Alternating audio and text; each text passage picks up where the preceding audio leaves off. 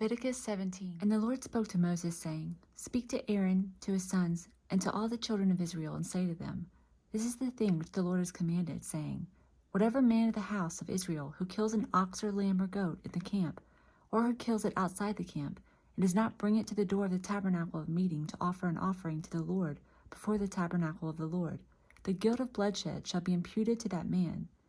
He has shed blood, and that man shall be cut off from among his people, to the end that the children of Israel may bring to their sacrifices, which they offer in the open field, that they may bring them to the Lord at the door of the tabernacle of meeting, to the priest, and offer them as peace offerings to the Lord. And the priest shall sprinkle the blood on the altar of the Lord at the door of the tabernacle of meeting, and burn the fat for a sweet aroma to the Lord. They shall no more offer their sacrifices to demons, after whom they have played the harlot.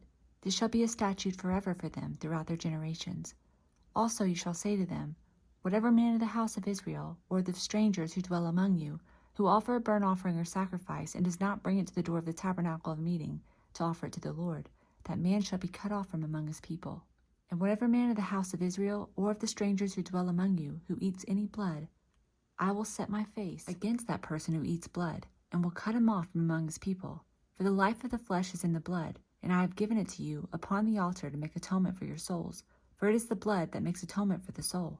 Therefore I say to the children of Israel, No one among you shall eat blood, nor shall any stranger who dwells among you eat blood. Whatever man of the children of Israel, or of strangers who dwell among you, who hunts and catches any animal or bird that may be eaten, he shall pour out its blood and cover it with dust, for it is the life of all flesh. Its blood contains its life. Therefore I said to the children of Israel, You shall not eat the blood of any flesh, for the life of all flesh is its blood. Whoever eats it shall be cut off. And every person who eats what died naturally, or what was torn by beast, whether he is a native of your country or a stranger, he shall both wash his clothes and bathe in water, and be unclean until evening. Then he shall be clean. But if he does not wash them or bathe his body, then he shall bear his guilt. Leviticus 18. Then the Lord spoke to Moses, saying, Speak to the children of Israel, and say to them, I am the Lord your God. According to the doings of the land of Egypt, where you dwelt, you shall not do.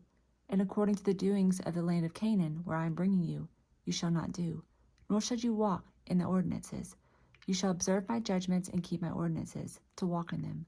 I am the Lord your God. You shall therefore keep my statutes and my judgments, which if a man does, he shall live by them. I am the Lord. None of you shall approach anyone who is near of kin to him, to uncover his nakedness. I am the Lord. The nakedness of your father or the nakedness of your mother you shall not uncover. She is your mother. You shall not uncover her nakedness. The nakedness of your father's wife you shall not uncover. It is your father's nakedness. The nakedness of your sister, the daughter of your father, or the daughter of your mother, whether born at home or elsewhere, their nakedness you shall not uncover. The nakedness of your son's daughter or your daughter's daughter, their nakedness you shall not uncover. For theirs is your own nakedness. The nakedness of your father's wife's daughter, begotten by your father, she is your sister. You shall not uncover her nakedness. You shall not uncover the nakedness of your father's sister. She is near of kin to your father. You shall not uncover the nakedness of your mother's sister, for she is near of kin to your mother. You shall not uncover the nakedness of your father's brother. You shall not approach his wife. She is your aunt. You shall not uncover the nakedness of your daughter-in-law. She is your son's wife. You shall not uncover her nakedness. You shall not uncover the nakedness of your brother's wife.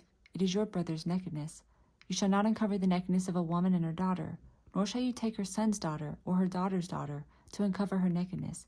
They are near of kin to her. It is wickedness.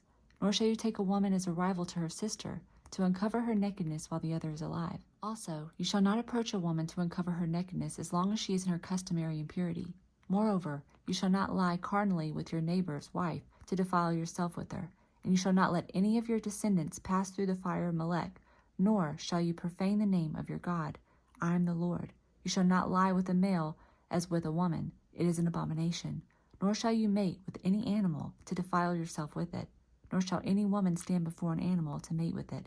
It is perversion. Do not defile yourselves with any of these things, for by all these the nations are defiled, which I am casting out before you. For the land is defiled, therefore I visit the punishment of its iniquity upon it, and the land vomits out its inhabitants. You shall therefore keep my statutes and my judgments, and shall not commit any of these abominations, either any of your own nation or any stranger who dwells among you.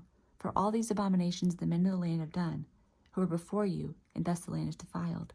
Lest the land vomit you out also when you defile it, as it vomited out the nations that were before you. For whoever commits any of these abominations, The person who commits them shall be cut off from among their people.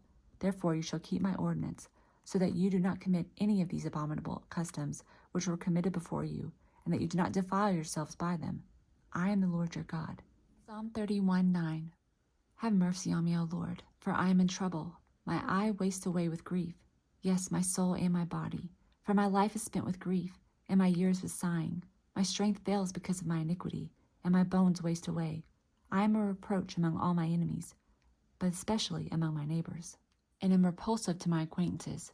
Those who see me outside flee from me. I am forgotten like a dead man, out of mind. I am like a broken vessel, for I hear the slander of many. Fear is on every side. While they take counsel together against me, they scheme to take away my life. But as for me, I trust in you, O Lord. I say, you are my God. My times are in your hand. Deliver me from the hand of my enemies, and from those who persecute me. Make your face shine upon your servant. Save me from your mercy's sake. Do not let me be ashamed, O Lord, for I have called upon you. Let the wicked be ashamed. Let them be silent in the grave.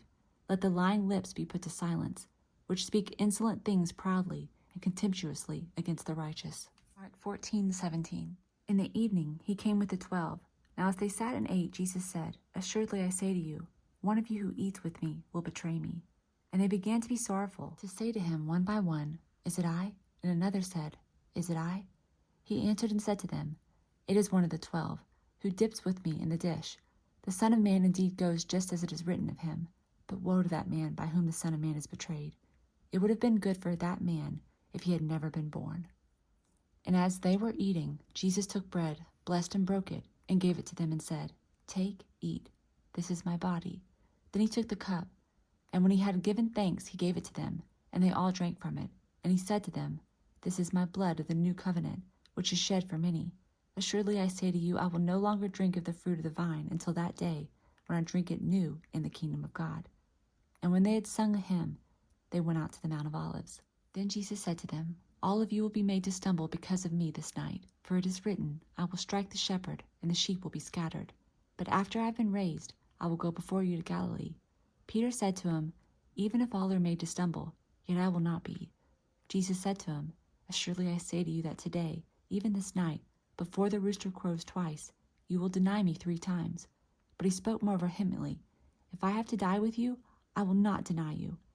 And they all said likewise. Then they came to a place which was named Gethsemane, and he said to his disciples, Sit here while I pray. And he took Peter, James, and John with him, and he began to be troubled and deeply distressed. And he said to them, My soul is exceedingly sorrowful, even to death. Stay here and watch. He went a little farther and fell on the ground, and prayed that if it were possible, the hour might pass from him. And he said, Abba, Father, all things are possible for you. Take this cup away from me. Nevertheless, not what I will, but what you will. Then he came and found them sleeping, and said to Peter, Simon, are you sleeping? Could you not watch 1 hour? Watch and pray, lest you enter into temptation. The spirit indeed is willing, but the flesh is weak. Again he went away and prayed, and spoke the same words. And when he returned, he found them asleep again, for their eyes were heavy, and they did not know what to answer him. Then he came the 3rd time, and said to them, Are you still sleeping and resting? It is enough.